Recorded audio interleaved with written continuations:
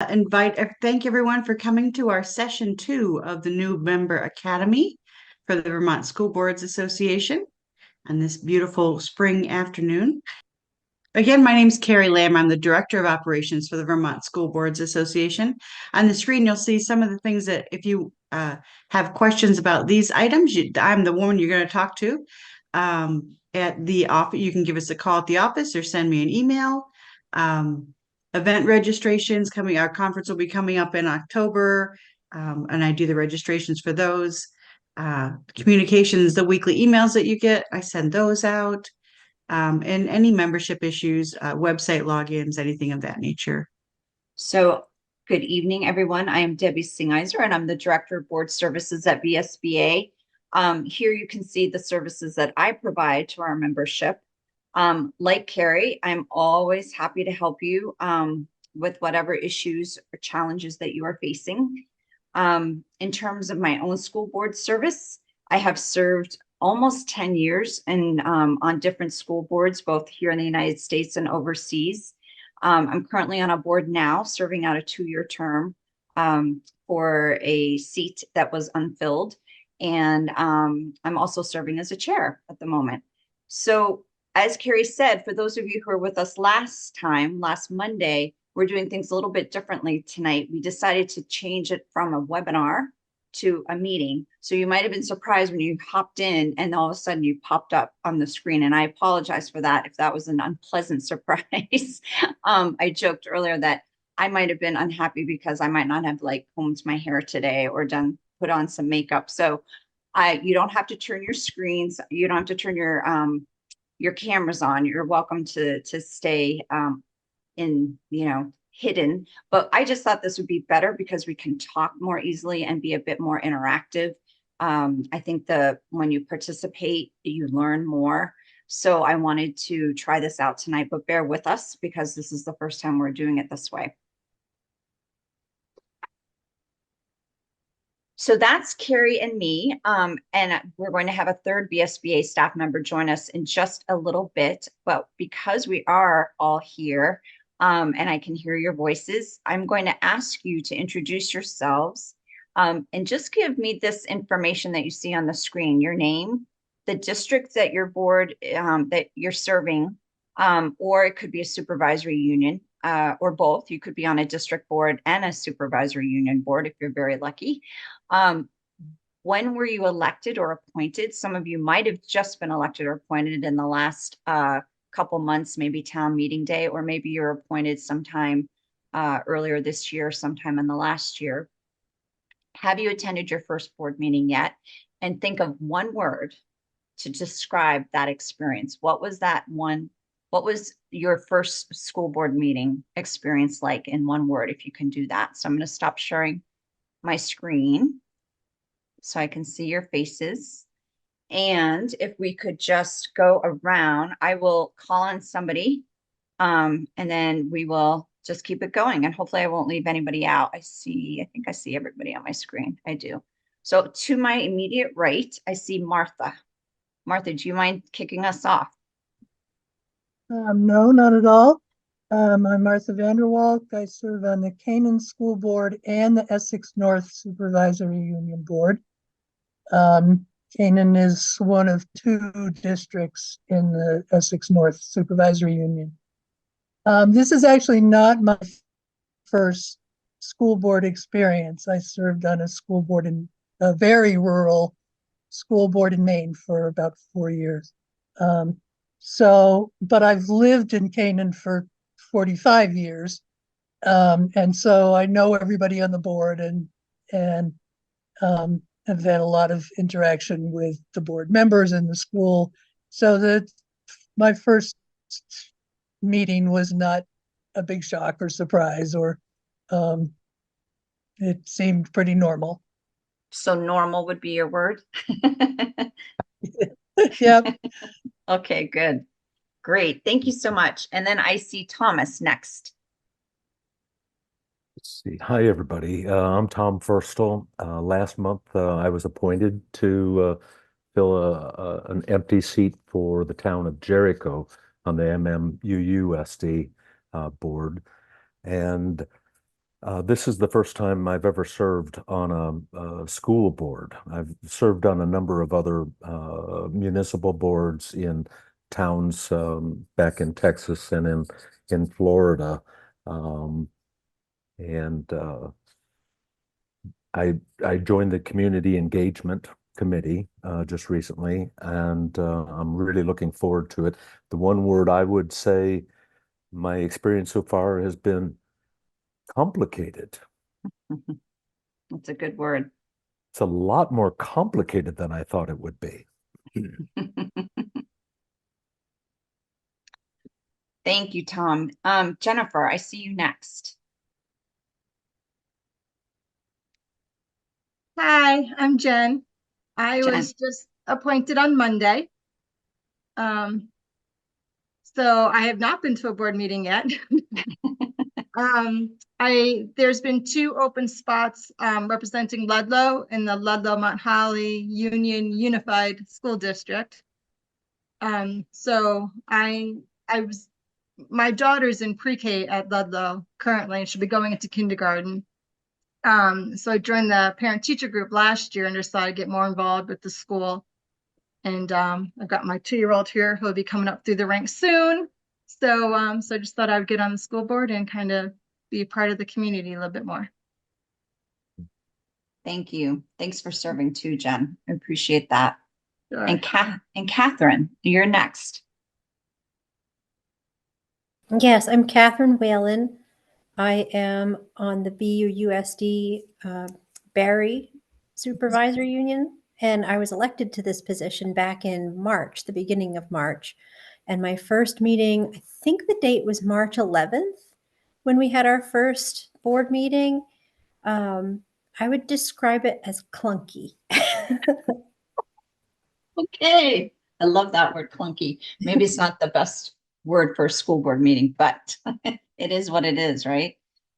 And then we have Bethany next. Hi, you have to excuse me. I'm driving home from work right now.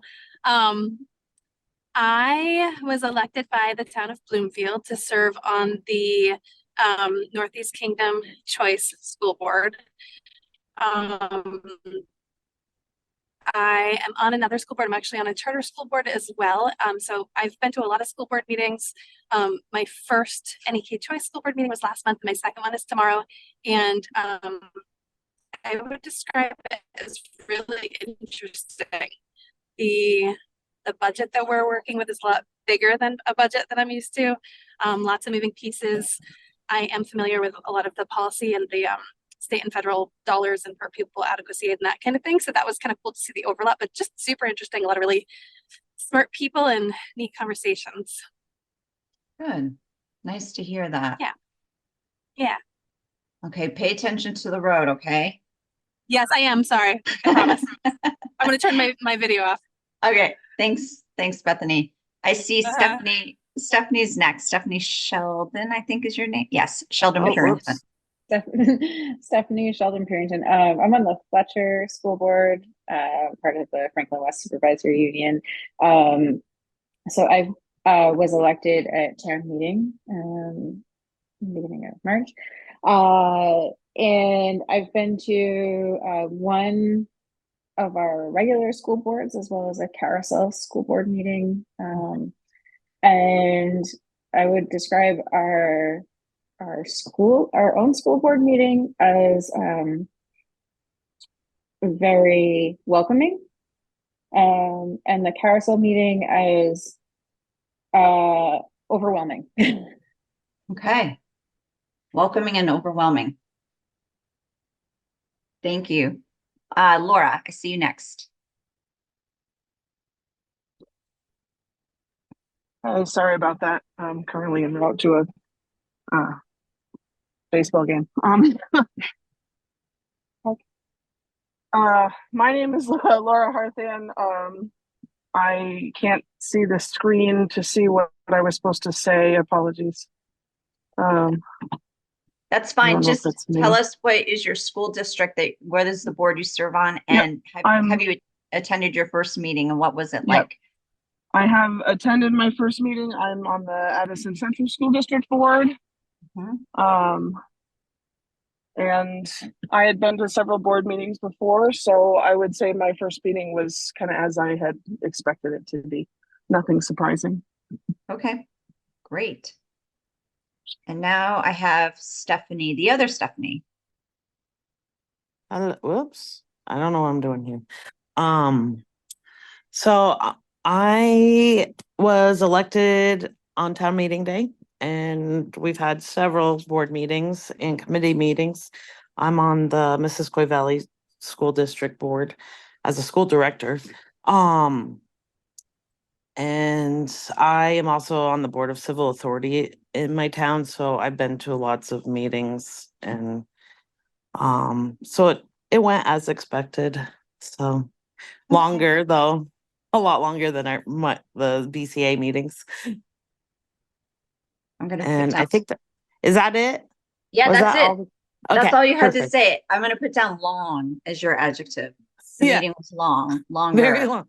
And last night was very long till 9:30. I think that's why my other two board members, I didn't see them on here that came last week's. They're Right. probably tired and taking naps. They're probably gonna catch the recording later. They're done Yeah. with meetings. Yeah, I hear ya. We all reached that point. So I Yeah, it think was a rough one last night. oh gosh. Okay, rough. That's another one I heard. Well, Um, we don't have a budget yet, so We don't either. And neither does Barry. So you're in good company here in this group. Unfortunately, there's too yeah. many of us still. Jennifer, I think you're my last one. Did I miss anybody? Jennifer, you're the last, I think. Yeah, can you hear me okay? We can. Okay, thank you. Jennifer Fath, I was elected. I ran unopposed on town meeting day. I was approached by the superintendent last fall when she knew there'd be a vacancy to see if I'd consider running because I've had 3 children go through and graduate from the district. We've lived there about 20 years. I've been through 4 meetings already in the short time that I've been elected, and I would say the first meeting was comprehensive, I guess would be the right word. Maybe that's a better word than long, but it was comprehensive. Yeah, because we had to go into an executive session as well. Mhm. Yeah, those executive sessions, can add to an already really long meeting. And by the time you get into those executive sessions, your brain, it might be already kind of done. So, yeah, I'm very happy when we don't have to go into one. Yeah. So thank you everybody for sharing. I really appreciate that. I'm gonna move back into our PowerPoint here and not be able to see you.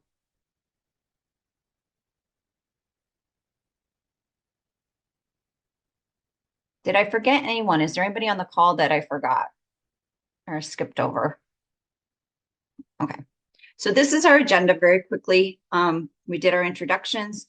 I'm going to do a really quick review of part 1, which was last Monday night. You're welcome to watch the recording at any time. I think it's up on our website at this point. We covered a couple pillars of school board governance work last time. We're going to now finish up with the other 4 that we have. We also will talk a little bit more about what the VSBA does, who we are and what we do. And then we'll have some questions and answers and a quick evaluation at the very end.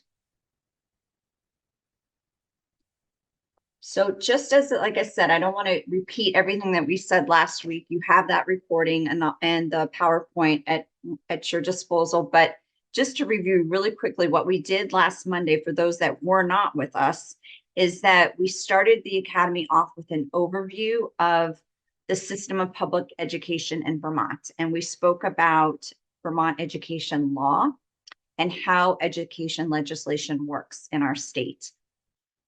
We talked about the key players in education, the legislature, our governor, the Agency of Education, and the State Board of Education, and just touched very briefly on their respective roles. We also talked about educational governance in Vermont and where we as board members fit into this system.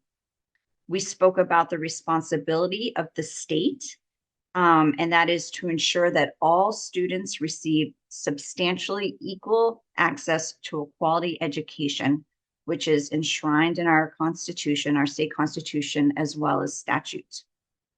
And then we talked about how the state delegates much of its authority in education to the district level, and to the boards in those districts, or SUs in some cases, as well as the superintendents. So we also talked about this concept of local control, which we hear a whole lot about in Vermont and in the context of public education, and how the many different districts in our state, we have somewhere around 56, 57 supervisory unions and supervisory districts.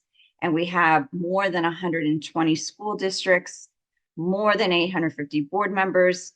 So with all these pieces, how there's a very high degree of local control in public education in Vermont. No two school districts or school boards look the same or behave the same. And then finally, we spoke about what good governance is, and the delineations. We really spent some time on delineating the responsibilities between the school board and what it does in terms of the governance piece, and then the superintendent and what the superintendent does in terms of management. And in Vermont, by statute, the superintendent is actually called officially the chief executive officer, or the CEO.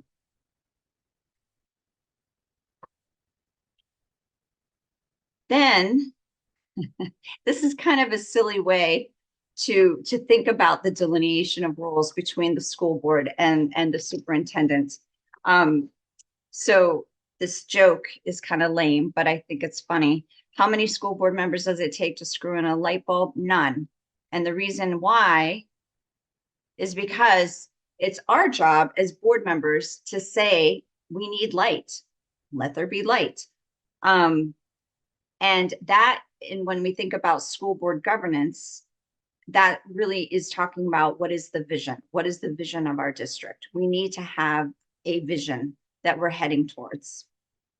So once we tell the superintendent that we need light, then it's up to the superintendent to decide what kind of light it's going to be.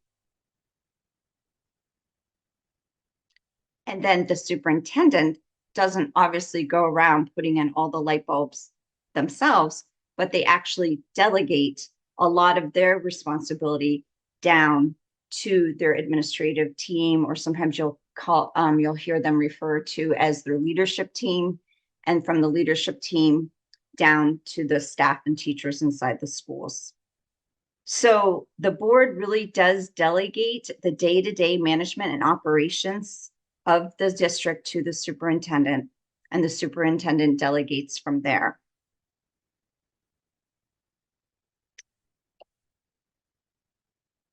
So then after we talked about what is the role of the school board, we went into that question of, okay, we now know what our role is, it's governance. So how do we do our work? What does our work actually look like?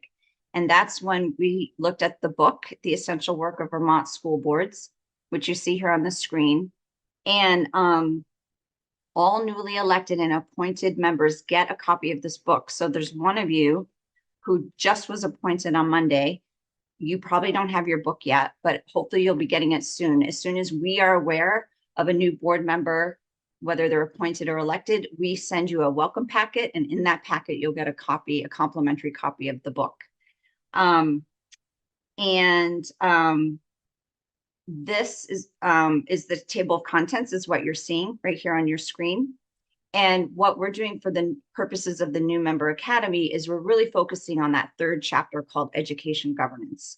There's a lot more in the book that we don't have time to go through, but you're welcome to always use the book, take a look at it, read it cover to cover, whatever you wish to do with it. Take it to board meetings. I often will take my book to a board meeting just because sometimes I have a question and I need to refer to it. So under that chapter of education governance, we took a look at the way the VSBA has categorized the work of school board members, because it's a very multifaceted, as somebody's described, very complicated job, school board work. So the way that we've helped simplify it is we've developed these 6 different, what we often refer to as pillars. And this is the way we categorize the different work of school boards. All of these pillars are essential and equally important to the success of the school district in terms of meeting its goals. So last week, we talked about engage the community and establish a vision. And then we also talked about effective and ethical operations. So if you weren't here last week, you're welcome to go back and take a look at that recording. So before we move on to the next pillar, I have a question. I have to see you all again.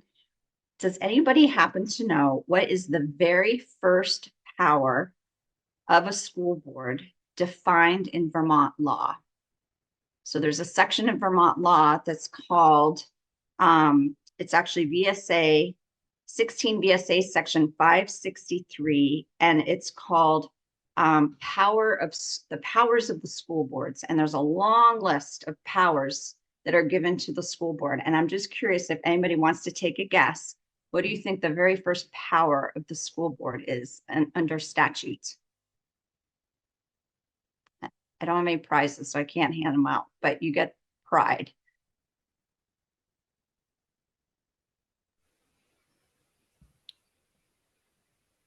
Would it be to elect a superintendent? Ooh, yeah, to hire a superintendent. You know, in my mind, that makes sense, doesn't it? You really need to have a superintendent first before you do anything else. But no, it's not that. Should have been. I'm gonna go. That was my first guess. But my Yeah. second guess would be to develop a budget. Oh, good one, Martha. Yeah, again, I would think that you need a budget in order to do anything, right? You have to have resources to run a district. It's not that one either. It's the vision thing, isn't it? And again, that makes Mhm. sense to me too, because Mhm. how do you have a school district if you don't have a vision? Yeah. But it's not that either. It's actually, Policies, school policies. yeah, adopting policy. Not sure why that one comes first, and I certainly don't want to get into debate about is it the most important one, but it just happens to be the one that's listed first. So it says the school board of a school district, in addition to other duties and authority specifically assigned by law, 1, shall determine the educational policies of the school district. So there you have it. So remember, well, for those of you who are with us, remember last week we talked about how we can think of the role of the school board in these terms. The school board often will go first and last in the process. And first, meaning, as you said, Tom, setting the vision, setting the policy, the parameters, and the priorities of the school district. And then the board tends to go last in the process in terms of monitoring the progress that's being made, progress being made towards the goals and towards the vision, and assuring accountability in the district. So yeah, adopting policy is definitely an important role. We know that engaging with our community and creating that vision is a really essential part of our work. We need to know the direction we're heading in. We talked about how governance is actually a Greek word for to steer. So we as a board are responsible for steering our district in a certain direction. But in order to help, well, let me just say, we need to do more than just create a vision. We need to be clear to our CEO, our superintendent, what we expect them to do. And I'd say in school board governance, clarity is not only kind, but it's absolutely necessary to have an effective system. So how can we achieve this clarity for our superintendent and their leadership team? Well, that is one way we do that is through policy. And that brings us to this pillar of adopting policy. And we are really very fortunate to have with us tonight Sandra Cameron, who is the Associate Director of the Vermont School Boards Association, who will walk us through this pillar. And Sandra, in addition to being our Associate Director, has a ton of experience with and expertise with equity, which is a core value in public education in Vermont. And so I've asked Sandra to speak about equity as well. So I will hand Sandra over to you, since she can introduce herself and tell you a little bit more about who she is and what she does. And then she'll walk us through this pillar called Adopt Policy. So Sandra, the virtual floor is yours. Great. Thanks, Debbie, and welcome everyone. Thanks for being here tonight. I am Sandra Cameron. I use she, her pronouns, and I have been with the VSBA for about 4.5 years. Prior to that, I spent a couple decades in the education system as a special educator and an administrator. So I come to the work with a lens of helping support policy through implementation. This is sort of how I look at it, which I think is helpful when we think about developing policy that can actually be implemented. You can see on this slide that Debbie created some of the other things I do. So I help with superintendent searches, superintendent evaluations. I am the educational equity lead for the VSBA, so working on initiatives internally and externally facing. I help our education partners and consultants with professional development, strategic planning, government relations and public policy advocacy in the State House, and any other direct assistance that our team needs and wants. So I'm happy to be here with you tonight. And these are some of the ways that you might reach out to me. But honestly, anytime you have a question, reach out. And if I can't answer it, I'm happy to direct you to someone who can. So within the realm of public policy, sorry, mine just skipped ahead here. Debbie, did we? Oh, okay, sorry. Okay. So within the realm of establishing policy, board policies describe what should be done to achieve the district's vision and are written as a broad statement of intent. Procedures or interpretations of how those policies should be done are operational and generally are left to the administration, so the superintendent and their cabinet or their administrative team.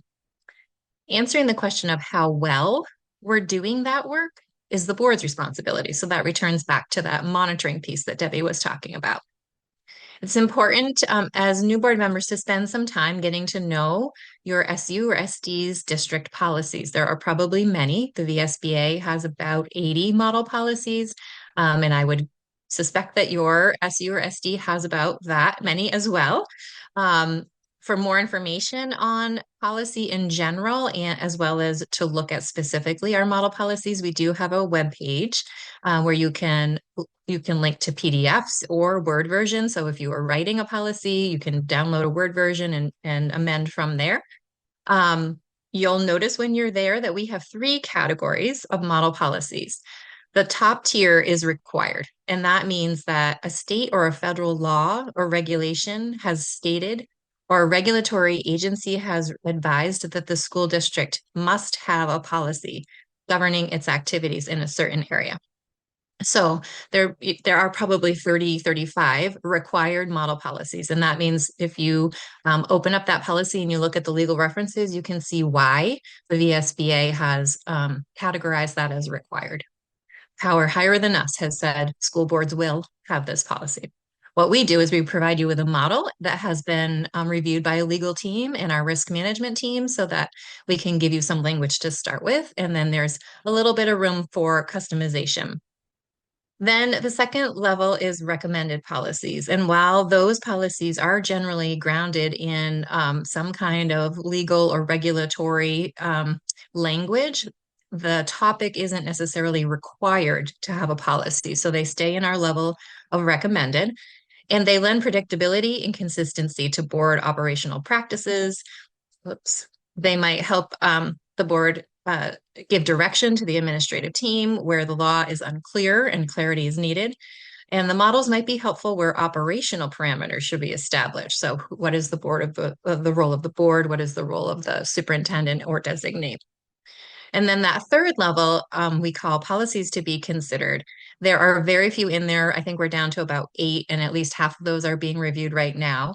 We are strongly trying to remove those because there are so many required policies at this point. We're really going through each of them and trying to make a decision about if they're really helpful and if we need to continue those. So we're working on moving through those. The VSBA recommends that all policies at the district or SU level are reviewed by the board every 3 to 5 years. So setting up a schedule within your annual work plan to just keep chipping away and staying on top of that work is really important. And monitoring the policies and their implementation is very important board function. And then the next one with regard to equity, whoops, did the graphic, there it goes. So we love this graphic from the Robert Wood Johnson Foundation because it shows perfectly what happens when you give everyone the same resource to get where they need to go. And that's that top image where everyone's given the exact same bicycle.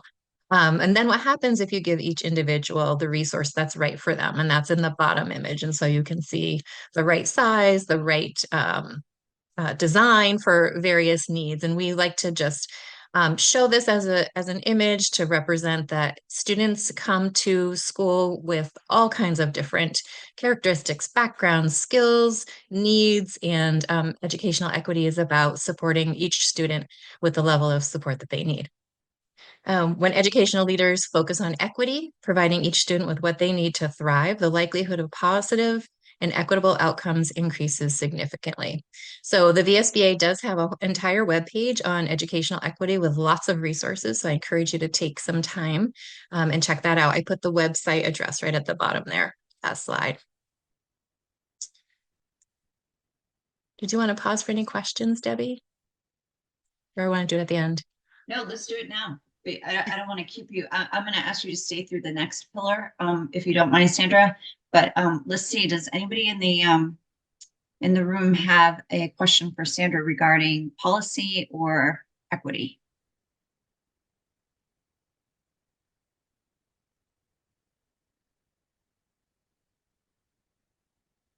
Not seeing any right now. And if you have one, if you think of one later, put it in the Q&A box, and we're happy to take it at a later Or send point. an email. Yeah. Or happy send to an answer. email. Mhm. Yeah. So the next pillar we're going to take a look at is this board and superintendent partnership. I think this pillar is actually one of the most misunderstood aspects of school board, of the school board's role. And it's the relationship between the board and the superintendent. This relationship really should be one of partnership. I mean, sometimes people will say collaboration, board and superintendent relationship, but I feel like the term that we have chosen as part of the pillar is the right term, partnership. It needs to be a partnership between the board and the superintendent. This relationship should be one that's based on mutual trust and respect, because the tone and the rhetoric that are set at the board level and what we see at our board meetings often trickles down and is what we see in the lower levels of the district. So it's really important that this relationship remain a healthy one. Keep in mind that the superintendent is the board's one direct report. They are the one employee of the school board. And as such, the superintendent gets their authority from the school board. And it makes sense that in turn, they get their authority from the school board, and in turn, they are accountable to the school board for the work that they do. I will see how this works in just a few minutes. So, as I said, I think it's really hard to overemphasize the importance of this pillar. There's more and more research coming to light about what makes an effective school board. And in recent research that was done by the National School Boards Association, one of the 8 characteristics of effective school boards was identified as this, that school boards that lead as a united team with the superintendent, each from their respective roles with strong collaboration and mutual trust.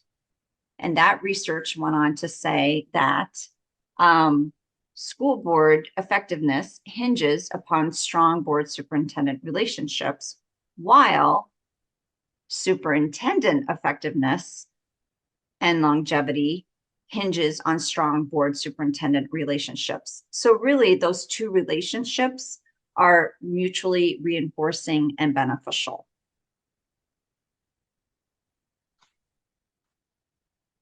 So as we know by now, one of the main roles of the school board is to engage with the community to establish a vision for the district and to set the goals.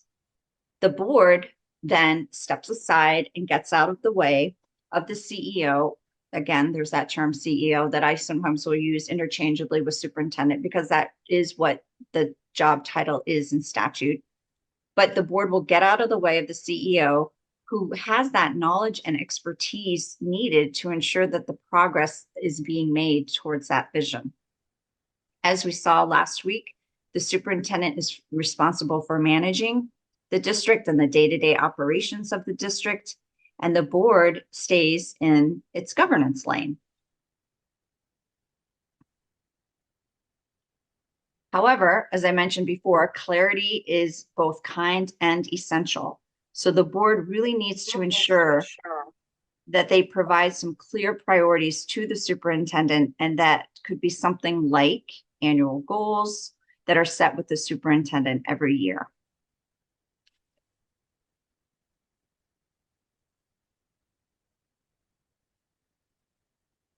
This was a quote, I think, that I might have shared last week, that boards assure schools are well run, but they do not run them.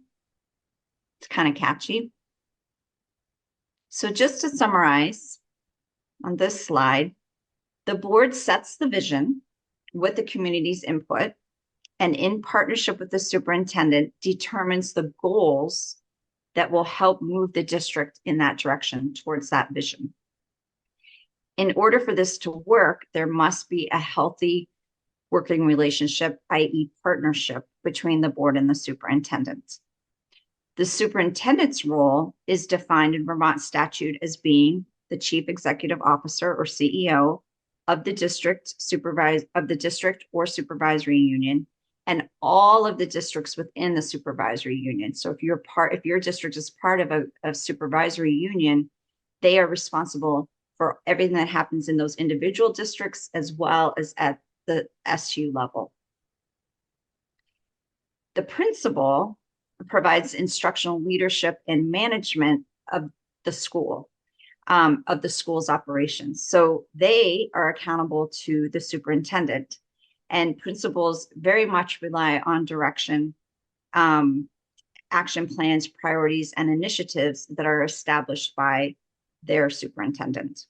So for more information, this is a very, very simple overview of the different roles and responsibilities of the board, superintendent, and principal. This AOE's roles and responsibilities in Vermont school system there's a hyperlink on the slide, so you're welcome to open that up, and it goes into a much greater detail. But I just wanted to kind of give you that high level view of those three main players and what they are responsible for.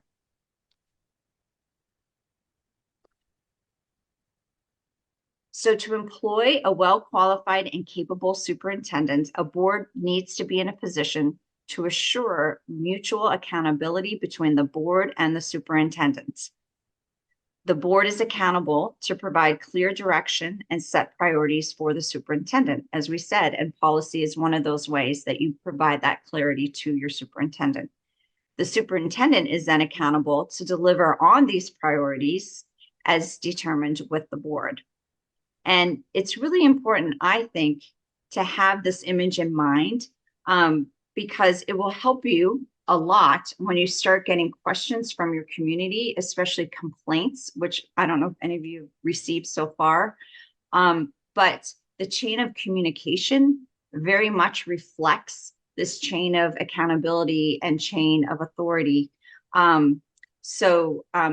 If we have time, we're going to do a little scenario on how that works. But I'm hoping that each of you have had some training from your district, from your chair or superintendent, in terms of how do you handle a complaint if one comes to you from, say, a neighbor or somebody from your community that you bump into at the grocery store who's all agitated about a teacher, for example. So what I would say is that this chain of authority and accountability also is very much aligned with that chain of communication.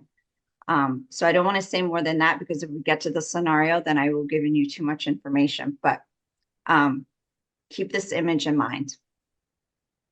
Sandra, is there something that you would like to say about superintendent evaluation? I didn't really prepare anything about the superintendent evaluation, but it is so important to a board or to a Yes. district that a board does it. So why don't you say a couple things about that? Yeah, just quickly. The superintendent's annual evaluation is not only an essential component for the board superintendent relationship.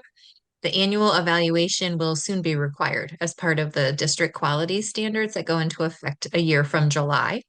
And so it's a service that the VSBA assists with. It's something that you can learn from us and take on your own. It's something we can repeat year over year for boards. So again, that is something that's on our website, the superintendent evaluation. You can find out more. I coordinate those, so feel free to reach out anytime. And Carrie can also provide more information. But yes, really important. I see the superintendent's evaluation as part of a growth cycle, right? So you write goals, you evaluate progress toward those goals, you write new goals, the cycle starts again. Really important for board to move its work forward. And again, it Debbie, can I provides- mention some? Sorry. Yeah, go ahead. No, I was just gonna say, and again, I think it gets to that clarity piece. Like nobody wants to work for an employer who doesn't make their job, their responsibilities clear. So, and also nobody that I know of, at least, maybe there's somebody out there, wants to work without getting feedback on their goals and their performance. So it's really fair, to our CEOs, our superintendent, that we not only set them up for success by giving them clearly defined goals, but that we also check in once a year with them and see and give them feedback on their performance. Yeah. Absolutely. Something I thought of, I should have mentioned when we were talking about policy is our weekly updates. So as the VSBA updates its model policies, we inform all of our members through those weekly updates. So if you are not getting those, get in touch with Carrie, because there's a lot of important information that goes out in those. So we try to limit our communication to our board members. We don't want to flood you. We know how many emails everybody gets these days. So we send out one weekly correspondence, and it always gets sent out. I shouldn't say always, because very occasionally we miss our target, but we do get it out normally on Tuesday. Midday is usually what we like to do. So on Tuesdays, you should see something in your inbox called the weekly update from the VSBA. And as Sandra said, if you're not getting them, check your spam folder. Maybe it's there, or we don't have you yet on our list. So let Carrie know. Any questions about the board superintendent partnership and how that relationship ideally looks?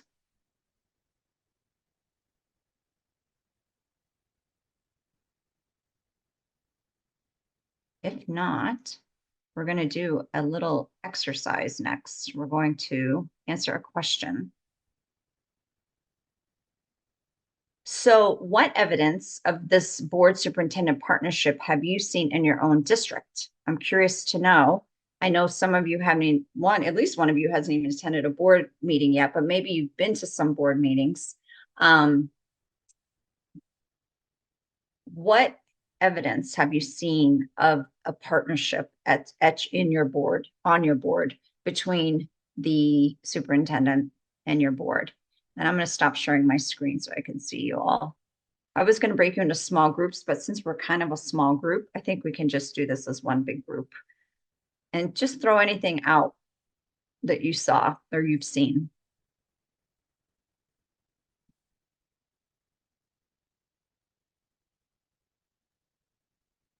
So for Fletcher, I mean, our superintendent, Dante, he's he's very involved in everything, you know, and I think it's just a very good partnership back and forth, as far as like open communication and just not really any questions. I mean, he had me in for a meeting within the first week, I think, of after being elected, just to make sure, you know, to go over the policies like you were talking about and how to handle if somebody, you know, approaches me on the street and says, "Hey, I don't like this particular thing," or anything like that. So just a very open communication and you know, always asking what he can do for us as well as like what we can, you know, then obviously the reverse goes as well. That's a good example. I think that's really great that your superintendent took an active role in your onboarding, Stephanie, in your orientation, and initiated it and initiated that communication with you. I wonder how many superintendents do that after somebody's elected or appointed, how often they reach out to that member to first congratulate them, welcome them aboard, and then set up a meeting to chat. So I think that's a great indicator and that's a great piece of evidence in terms of partnership and how he supports the board. So that's great. When I got appointed, our superintendent, Lauren, immediately sent me an email. We already have a meeting set up for next week to meet with her, go over, you know, orientation, I guess, type stuff in general. But we are she's leaving, so we're getting a brand new superintendent in July.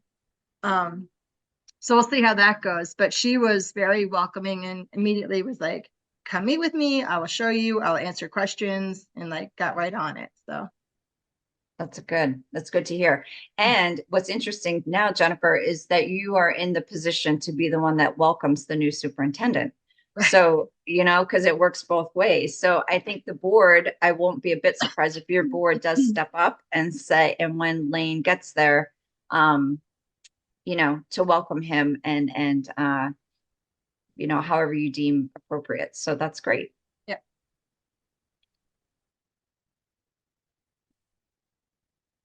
So someone said that the superintendent helps answers questions to community members when they ask us, so we're not expected to know everything. Yeah. Oh my gosh, that's great. Yeah, I mean, you can't possibly know everything, and you're not expected to know everything. And especially going back to those lanes, you don't know everything that's happening inside the school district. You're not there. And so oftentimes school boards do receive those questions that they can't answer. And it's wonderful when a superintendent can just step in and take those questions before you I mean, it just saves you time. And also it just makes it seem like they've got your back, and that's always a good feeling. So and then this person, Stephanie said, our superintendent reached out to congratulate me and discuss onboarding. Good. So it sounds good. I mean, it sounds like your superintendents are helping with the onboarding, which is great. Because I feel like that it is a dual role. It's something a board chair might want to take part in as well. But sometimes board chairs, we all know, have full-time jobs and families. So it might not always be possible for a chair to help do the onboarding and orientation. But that superintendent, you know, that's what they do. That's something that I would be not surprised if superintendents do welcome you and help you with the orientation. And then Tom, we have a new. Go ahead. Sorry. Go ahead, Martha. We have a new superintendent, and she inherited a mess from our previous superintendent, who was a disaster. So we, you know, we've been really working closely with her in figuring out how to clean up the mess, what the priorities are, you know, where to put her energies and her staff's energies. And she's doing a fabulous job, and, you know, coming to us with questions and open to suggestion. And we went out of our way to not bring in someone we didn't know. Good. That's good. Somebody else in the chat said, last meeting, I had an opportunity to review the superintendent report and policy governance report. Tom, that's you, right? So you, oh yeah, because you're with a policy governance board. That's right. You're Mount Mansfield. So good. And do you feel like that the superintendent's report is a proof of partnership with the board?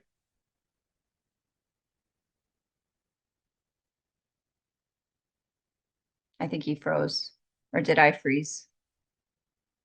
I think Tom froze. Yeah. Laura said our interim superintendent met with me and our board chair for onboarding. New superintendent has taken the initiative to meet individual members and get to know everyone before starting officially. Again, that welcoming, I think that just sets up a really nice relationship and a really good tone. Anybody else want to give any examples of partnerships that you've seen on your boards so far? I can just piggyback a little bit on what Martha was saying because we share the same superintendent. Really impressed with the communication between the board chair, the board, and the superintendent, and just the amount of work that's being put in by the superintendent and the amount of communication, the open channels of communication. I've only been to one meeting, but it seemed really, really good. Good. Yeah. Good. Yeah. And that partnership is really critical. I mean, it's key all the time. I think it's important year round, but it's really important when it comes to budgeting and getting those budgets passed. So yeah, you want to make sure that we're all working together on that initiative. Jen, I saw you unmuted yourself. Did you want to say anything? I feel the same way. So Amy Minor is our superintendent. She's been there about 10 years. Prior to that, she was principal of the high school. So I know her from that time because when my kids were there. So we have had a relationship prior to me joining the board, which I think has been really nice. But I'm always amazed at her knowledge. I mean, it's just the amount of knowledge that she has is just amazing. And I don't think I've fully understood the superintendent role until I joined the board. You think you know what it is, but once you get on a board, you really see the amount of work in terms of facilities and human resources and budgeting and legislative work. It's just amazing. She's really impressive, both her approach and nothing, she'll get her hands dirty and her feet wet and be strategic all at the same time. So it's really something to learn from. So it's been great. And I think she's really transparent, which is helpful. We've started a distribution list with our board members. I don't know if you all have done that. So we can share with each other. And then when the community emails in, somebody can respond and we can learn from each other that way too. So that's been really nice as well. That's great. Wonderful. Anybody else want to add anything to this board superintendent partnership before we move on to the next pillar?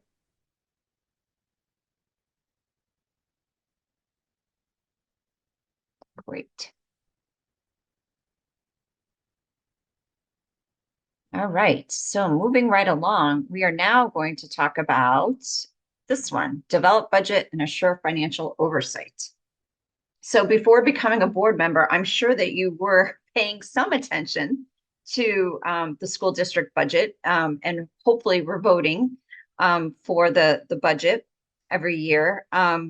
Working with administration, the board develops a budget, informs the community about the financial needs of the district and how the budget meets those needs. And once the budget is passed by the voters, the board then provides financial oversight to make sure that the money is being used appropriately. I think this pillar can be one of the more intimidating ones, parts of the job for a board member, especially if you as a board member are not a numbers person or you don't feel like you have a lot of financial literacy.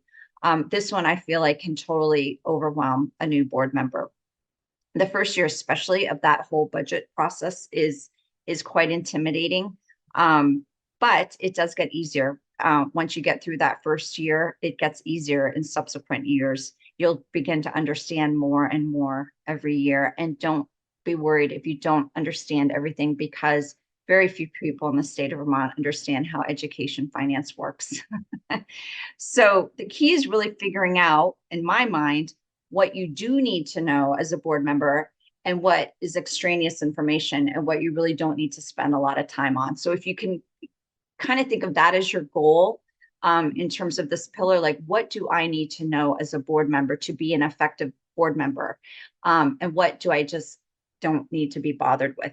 I think that's the key to being, to navigating this pillar effectively.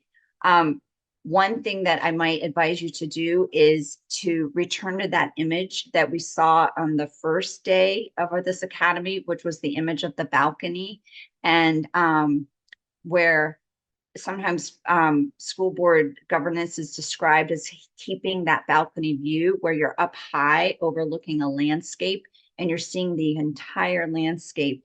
You're seeing the whole landscape, you're seeing it in its entirety.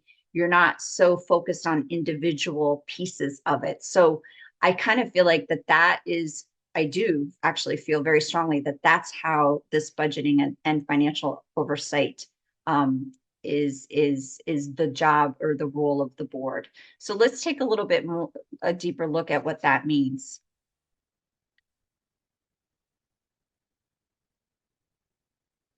Oops. So as I said, the board should provide a high-level guidance to the budgeting process and provide financial oversight on behalf of your taxpayers to make sure that the finances are being managed according to your budget. Makes sense, right? You want to spend the money the way you said you're going to spend the money. So what do these two jobs look like? Let's take budgeting first. So budgeting is a very iterative process. It usually begins in the fall, or it should begin in the fall. And that's at a meeting when the board sets its parameters or guidelines that it shares with the superintendent. The administration then, the superintendent walks away from that meeting and with his or her team develops a budget that meets the guidelines that were set by the board. Then the board is responsible for assuring that the final product, that final budget, will meet the needs of the district. That it's fiscally responsible and that it is defensible to the community. So those are the three objectives of a board, is that final version of the budget will meet the needs of your district, is fiscally responsible, and is defensible to the community. Once it votes, the board will vote to adopt a budget. The budget's not yet passed. That's something that only the voters can do.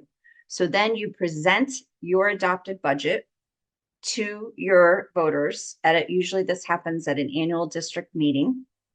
And it's called, some boards, this is where boards never are the same. Some boards will call it a budget informational meeting. Others will call it a budget presentation. But regardless, whatever you're calling it, what the objective of it is to present the board that the budget that the board has adopted to your voters so that they can make an informed decision about how they wish to vote. And just FYI, in statute, you must have a voter approved budget. You have to keep going out for vote until you get your voters to adopt the budget. So that's budgeting at a very high level. And then the second piece of this is financial oversight. So financial oversight is just kind of a fancy way of saying monitoring the finances, keeping track of the finances. The superintendent's job is to provide the board with financials at board meetings as part of your board packet. And this should happen at a minimum of quarterly.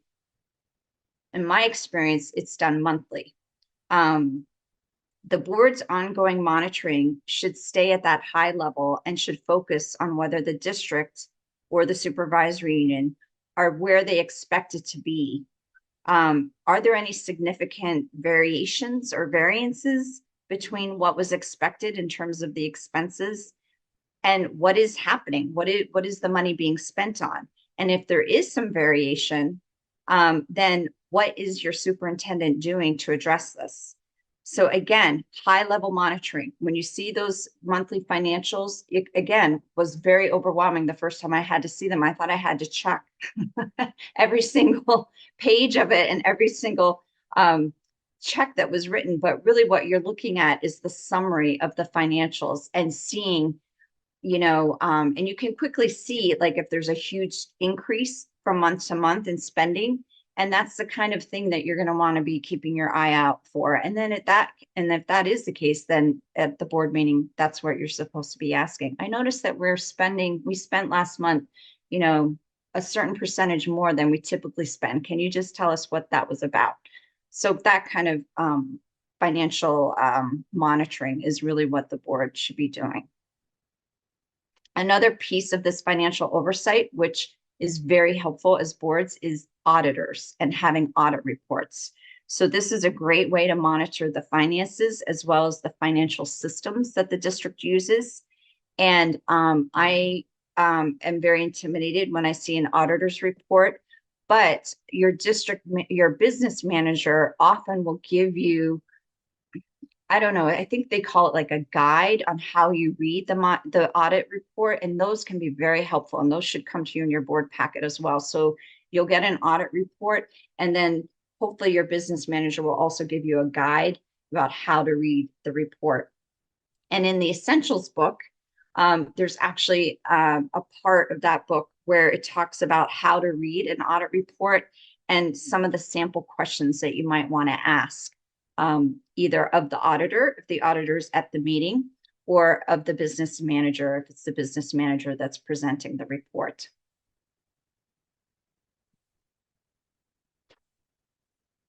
So that's all I want to say in terms of that pillar.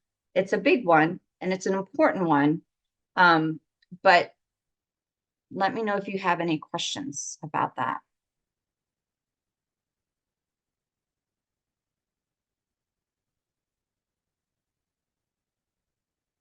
None?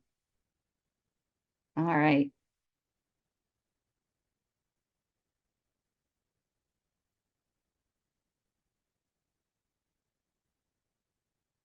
So that brings us, to the fifth pillar, monitoring progress. And it's actually the last pillar of the evening because we did effective and ethical operations last time. So monitoring is part of that going last by the board. As we already discussed several times, one of the board's critical roles is making sure that the district is moving towards its vision as defined by the community and that it is on track to meet its goals. And these goals could be annual or even longer term. So let's see what this looks like.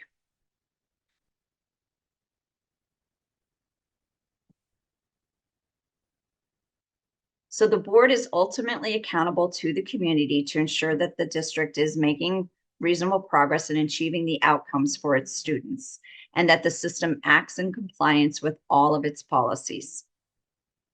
There are many different areas that could be monitored on a regular basis, such as progress towards your goals and vision. Student outcomes may be monitored, financial oversight, which we just talked about, adherence to and the appropriateness of your policies. So in addition to policy creation or establishing policy, I'm not sure if Sandra mentioned this, I can't remember, but part of our role is also to ensure that we are in compliance with our policies. And another thing we would be monitoring is our own performance as a board. We'd be making sure that we are acting efficiently, ethically, and legally. And we might be monitoring our own job performance through self-evaluation reports that could be done on a monthly basis or maybe twice a year, depending on what your board has set up. Some boards will do a monthly meeting evaluation, and other boards might do a 6-month evaluation of itself, and then others will just do one annual evaluation. And some boards don't evaluate themselves at all, but they should. And then, of course, another part of your monitoring role is monitoring the performance of your CEO, your superintendent, and that is done, as Sandra mentioned, through the superintendent evaluation, which is required every year. So there's a lot of monitoring that happens by a board, And again, it kind of goes back to this idea of local control. There's no standard monitoring report for across the state. So the way your CEO will present information in terms of progress towards meeting its goals, terms of student outcomes, may look very different from Mount Mansfield to Essex Westford. I mean, it's going to look different depending on how your superintendent does it.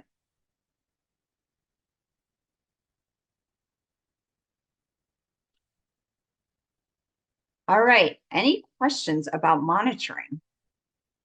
Very high level overview of what it is. I have a question. Sure. So if you are monitoring compliance to policies and you find that policies aren't being complied with, what are the steps that you would take at that point? Good question. So that would happen at a board meeting. And it would depend, very much depend. I think it would be interesting to know if the superintendent is the one that brings it to your attention that they are not in compliance with that policy, or if it's the board that brings it to their attention. But in either case, your question to the superintendent should very much be one of, so what are we doing to get in compliance with this policy? What are the steps that you were taking to ensure that, okay, we're not there now, but what are we doing to move towards compliance? And I think that's a very fair question of any board member to ask of the superintendent.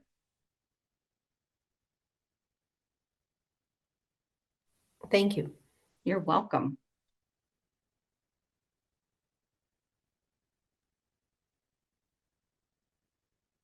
Can I ask a question? Of course. Policy review related to union contracts. They should, I assume, align, right, with each other, and how often should that be reviewed? At the point union contracts are signed, every few years? What does that look like? In terms of the negotiating with your teachers or your staff that are unionized. Yeah. I'm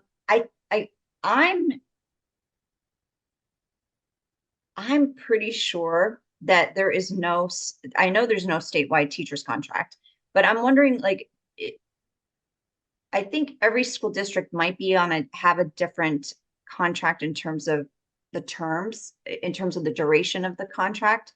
So it's very much defined by the teacher's agreement itself. It'll state that this is a contract for this period, and it'll actually have specific dates in there. So it very much depends on the district and what you're negotiating with your association.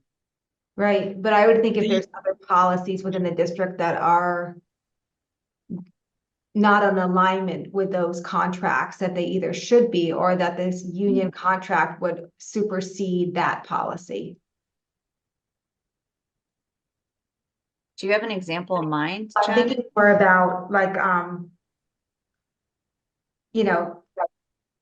if there's policies around like staff leaving, resigning or leave policies, those sorts of things. Right? The contract may say one thing, but if the leave policy says something different, you would want to make sure they're aligned. I don't know if these come into play, right? Because right now we're looking at a lot of HR stuff because we're in hiring season and resignations. And I just, obviously want to make sure that anything that's in the policy doesn't negate what's in the contract. So what I can tell you, as someone who's done policy audits for some boards and developed some of the model policies for the VSBA, when a topic is generally covered in a collective bargaining agreement, if it's something that's left a little bit more local decision making, like Debbie's describing, we generally don't write language into a policy that would also appear in a collective bargaining agreement. So try to stop short of causing any kind of confusion or confliction between those two. Some districts may have developed a policy on their own that looks different. So you might need to have your legal folks take a look at it if you're finding that. Okay, okay, that's really helpful. Thank you very much for clarifying. You're welcome.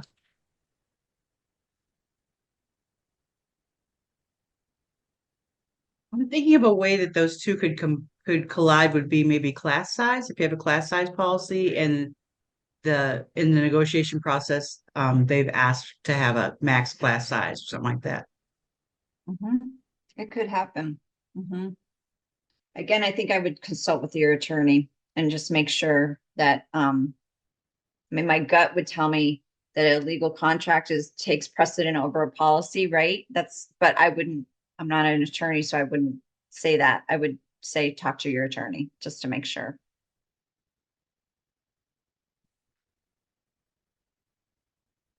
You guys want to use your brains? Want to do a scenario?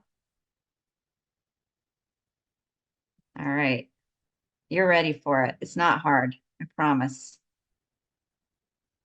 So remember, I was telling you I didn't want to give away too much information about the chain of communication earlier, but because I knew this, I wanted to see if we could do this one together. So here's a scenario that happens quite frequently. You've been on the school board for the past 3 months and you are in the grocery store, could be anywhere in your community, really, right, at a game. And a person in town with whom you're acquainted comes up to you and begins to complain about her child's teacher. She feels that the teacher is not responsive to her child's needs, but also that she is not attentive to a high needs child in the classroom. She wants the school board to do something about it. So how do you react and what do you say to her? And how do you leave it with her and what do you do next? So once your encounter is over, is there something else that you would do?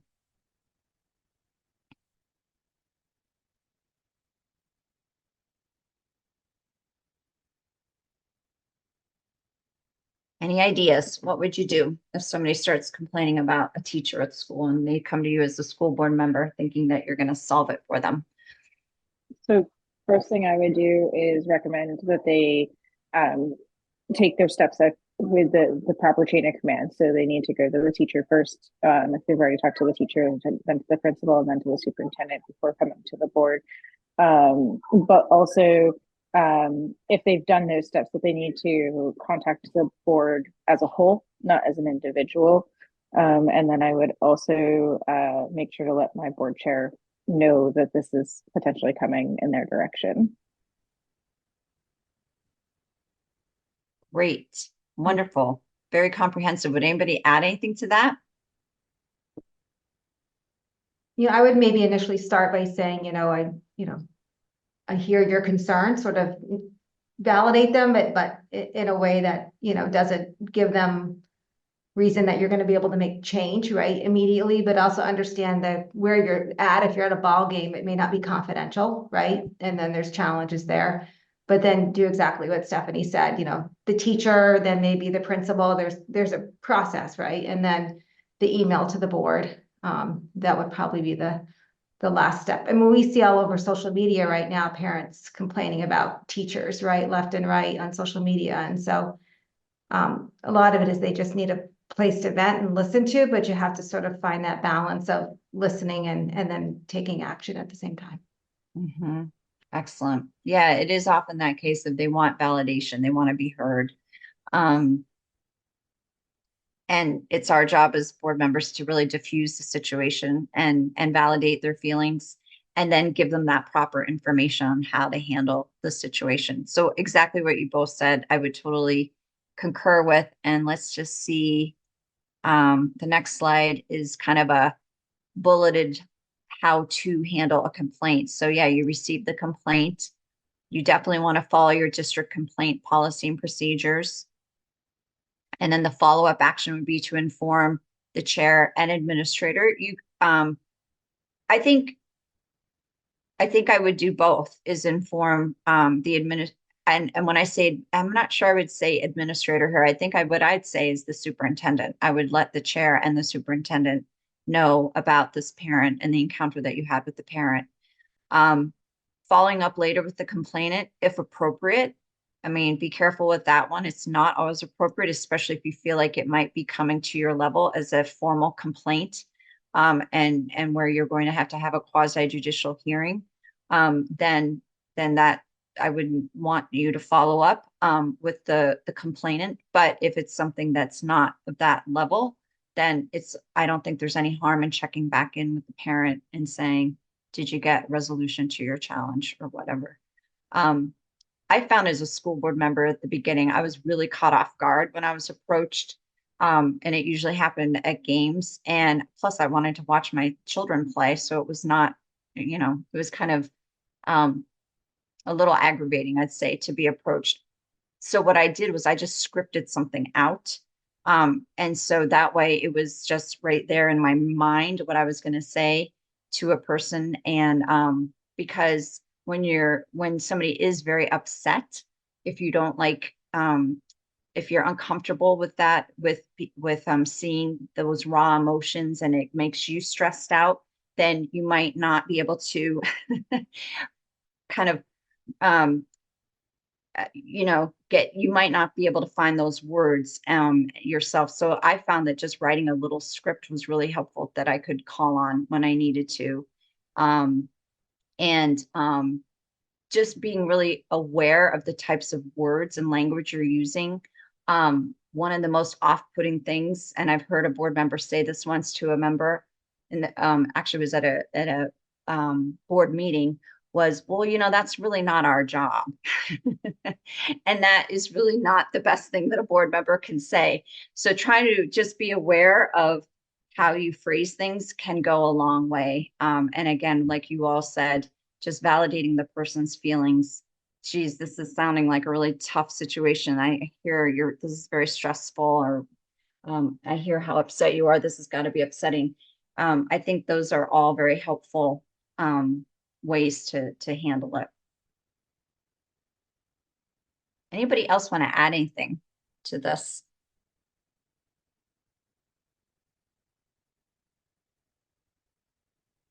Have you been approached? Here's my question. Has anybody been approached yet as a school board member to fix a problem on the spot?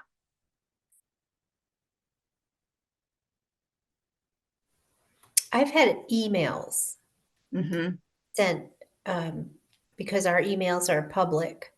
And I think that the person who was complaining did send the email as a board complaint as a whole, but it was interesting because I've just been on the board for a couple months now. And so that was to get complaints formally through email was I just kind of left it because the superintendent was CC'd, and I think the HR director, I think, had also been CC'd. So I just left it. Good. Yeah. If you feel like there's somebody that's handling it, then I don't think you are compelled to have to say anything. How many of your districts use an app for communication, or do you have something on your websites we call it Reach Out?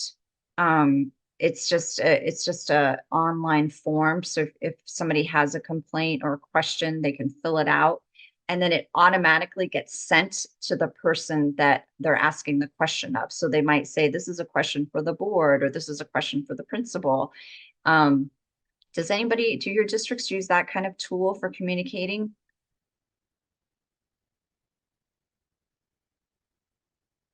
No, and there's another one called Let's Talk.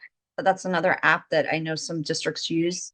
And I have found it to be helpful when somebody in the central office is monitoring it. Because as a school board member, I think it's a big ask to ask someone to monitor that app. But if there's like a communications person or somebody in the central office that's tasked with monitoring that, those communications, then they will forward it to the board chair, if appropriate, and say, here's a question that we got in the Let's Talk app or the Reach Out app or whatever, and could you please answer it?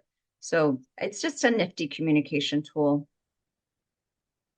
Would it be appropriate? So if I was approached by somebody and in the way to validate, like, would it be appropriate to say like, oh, I see you're upset, and I don't want to minimize this. Can you put this in an email? Like, is it appropriate to ask for an email, or like if you're at a ball game or something? What do others think? Would you feel comfortable suggesting that? Would there be any reason not to suggest putting it in an email? I would suggest it in an email to the board as a whole. Like somebody said they got an email from someone that went to all the board members, including the chair. So they shouldn't be sending an email to you personally, because you can't really do anything about it except take it to the chair. So she or he should take it to the chair. Thank you. I can't think of a reason not to suggest that it go in an email. It provides some clarity. It also provides some documentation. And then what you choose to do with it very much depends on what the topic or the issue of concern is and where you would direct it to. Yeah. Mhm. That's a good question though, Jen. Let me see if I have a quick scenario to do with you all. Well, here's again, I told you these are not hard ones, but let's just do this one. A member of the staff approaches you as a board member to talk about the safety concerns with the playground, asking you to bring it to the board to make sure things are fixed. So this is a staff member, not a parent. Maybe the staff person is a community member. They could live in your community, but regardless, what would you do? How would you handle this situation if it was a staff member that's quite concerned about the deteriorating conditions of your playground and they want the board to fix it right away?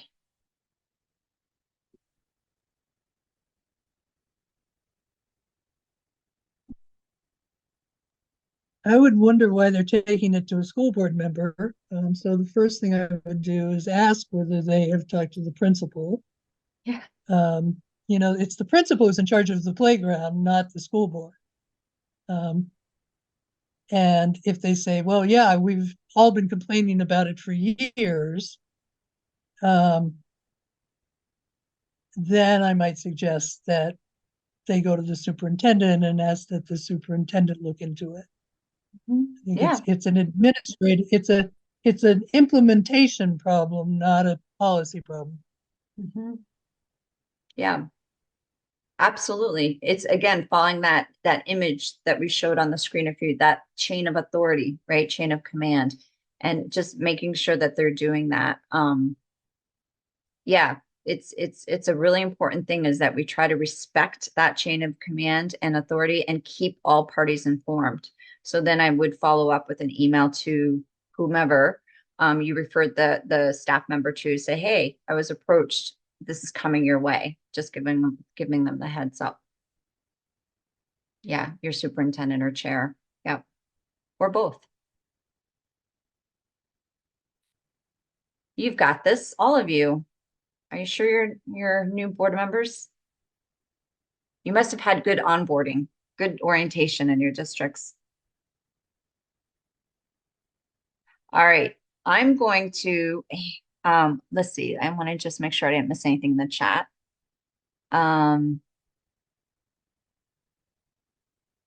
No complaints, okay. Good. So people, so Laura said she had a parent ask her about the proper way to escalate a complaint. That's great. So they're seeking information. You gave that parent information. That's good. How you make your complaint heard.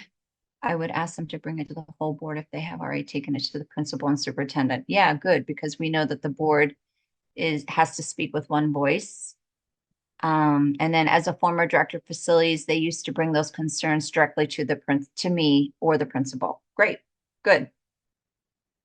sometimes it's just as simple as educating people, like how you handle these things. You know, they might be a new parent, a new staff member, and they just haven't done it yet.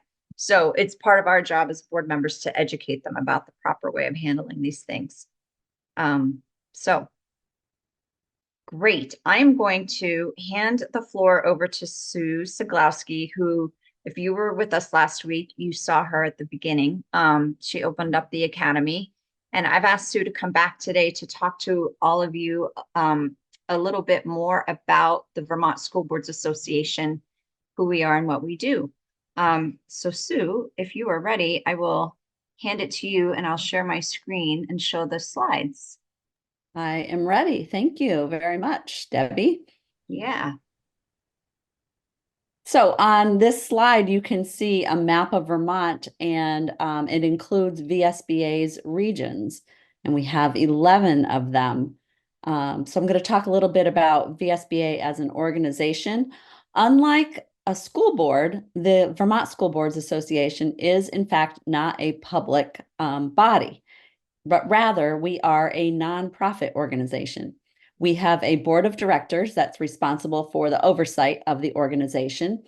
The board assures that VSBA has a clear vision, is fulfilling its mission, and is fiscally sound. The VSBA board of directors is comprised of current school board members like you who run for a 2-year term for the VSBA board. And for organizational purposes, the state is divided into 11 regions, as you can see on this map, and we have 2 representatives from each region. So you can see the regions here, and if you are curious to know who your regional reps are, you will find the board members listed by region on our website under the About Us tab. You should receive regular email communications from your regional representatives on time-sensitive topics, such as when School Board Appreciation Month happens, or the launch of a new initiative or program by the VSBA. And we really encourage them to be communicating regularly with all of the school board members in their region. The VSBA board may be something that you consider doing yourself in the future. We have a great board. I really love working with our board, and we would love to have some of you join the board when you are ready. If that is something that might be of interest to you, or you wish to learn more about being elected to and serving on the VSBA, don't hesitate to reach out to any VSBA staff member, and we're happy to provide you with that information. The elections happen in the fall at the regional, we hold regional meetings in the fall, and that's when the elections happen.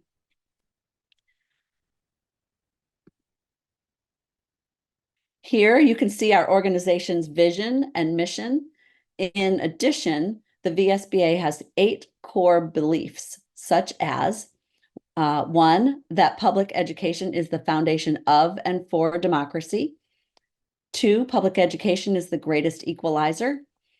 3, education is a fundamental right. 4, Vermont is a state where every student has equitable access to a world-class public education, and our students are driven by their aspirations through empowered school boards who are ensuring student success. You can find a full list of our core beliefs on our website.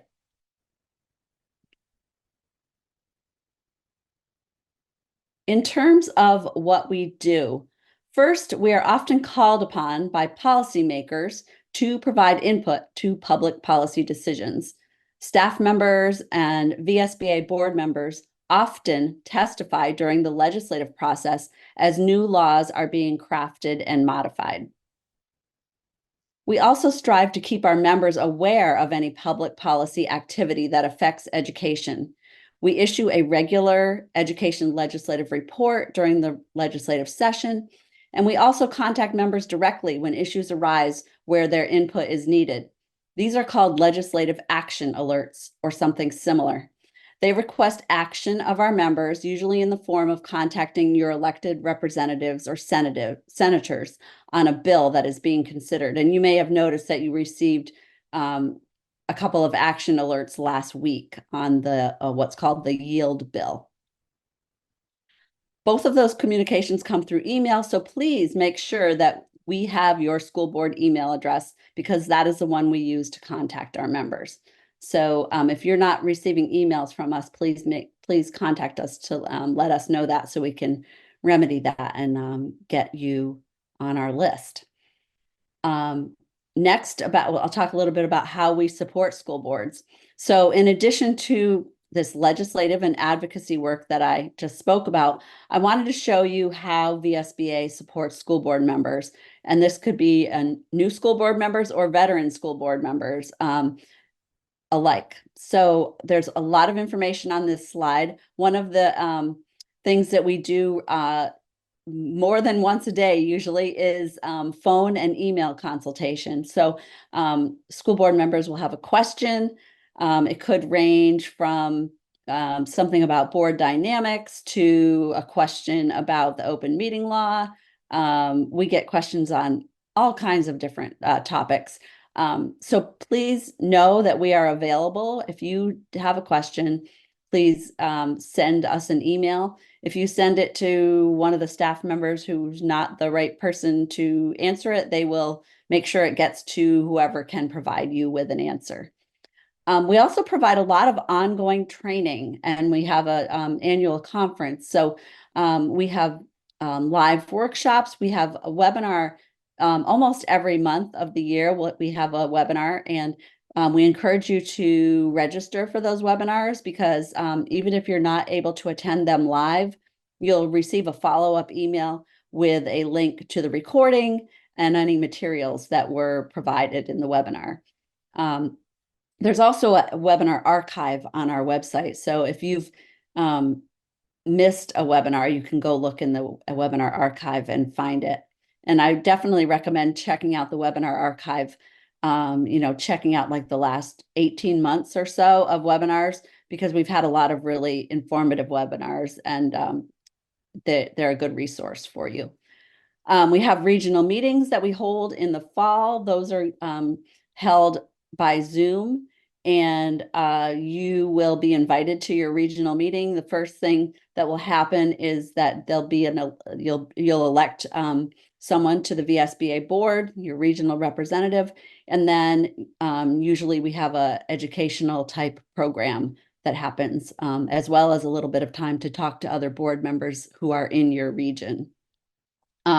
We also have an annual conference, and this is a very exciting event that we all look forward to every year, because not only does it provide you with fantastic information that you need as school board members, but it allows you to network with school board members from around the state.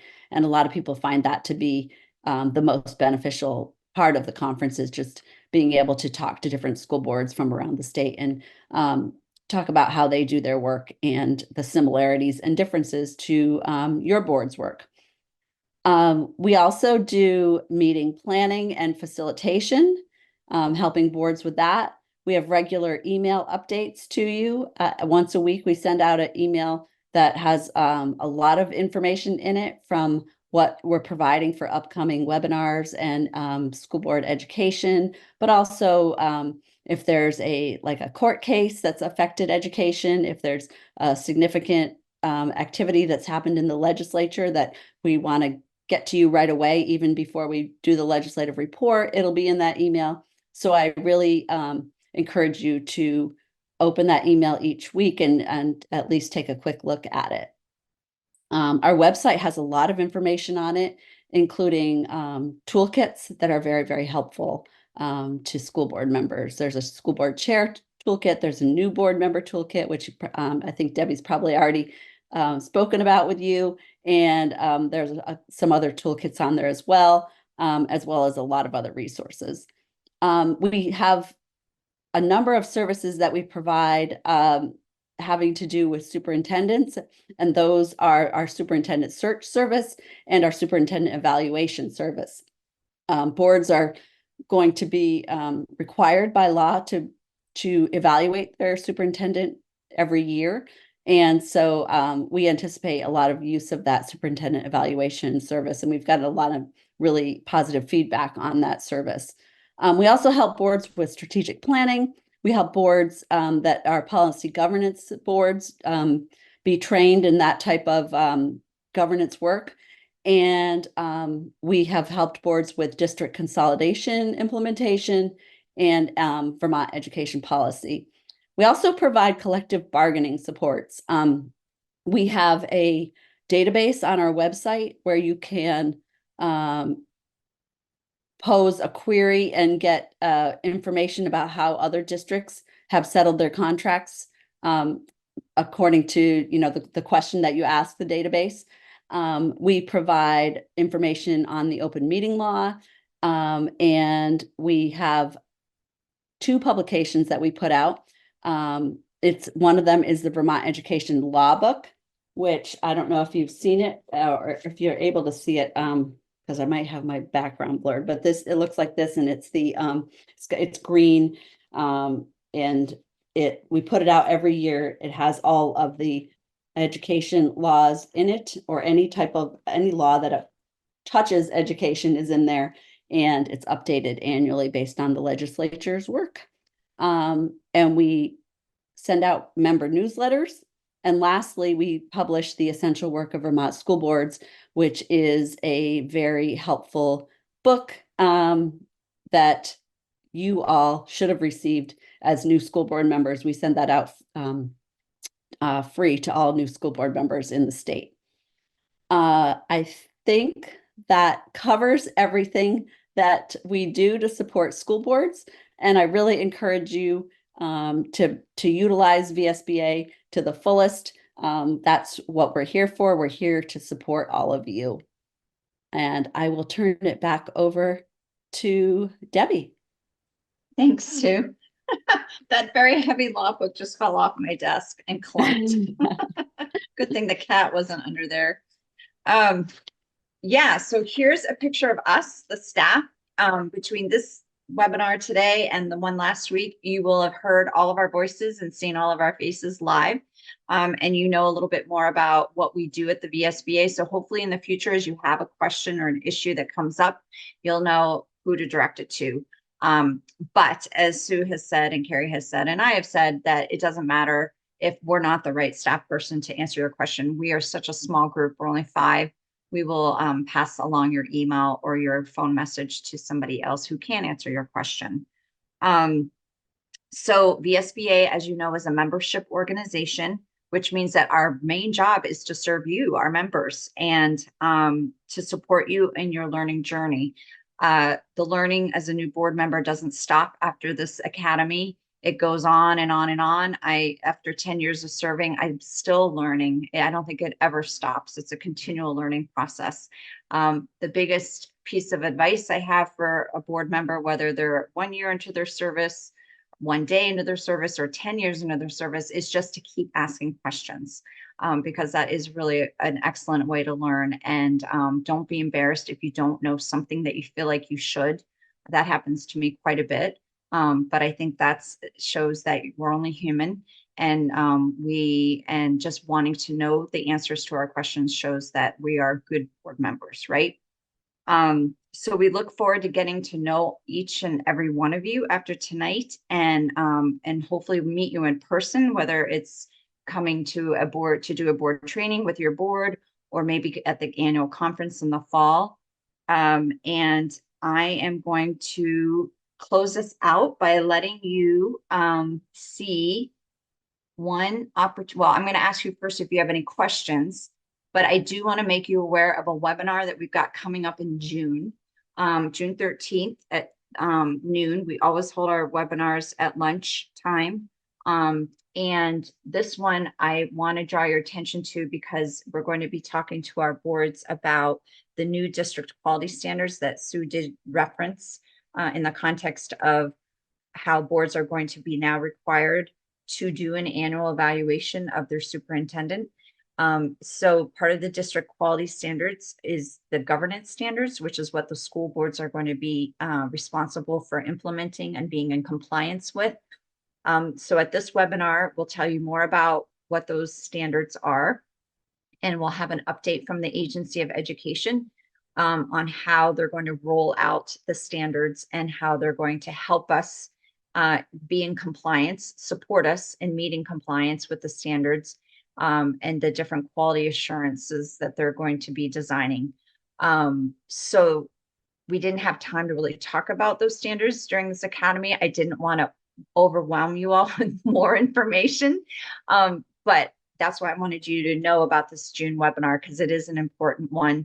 As I said, and as Sue said, we're all expected to be in compliance with these standards by July of 2025. Thank you all for your school board service. We really appreciate you. Thank you so much. We'll see you soon, I'm sure. Thank you. You're welcome. Take care. Thank you. Reach out anytime.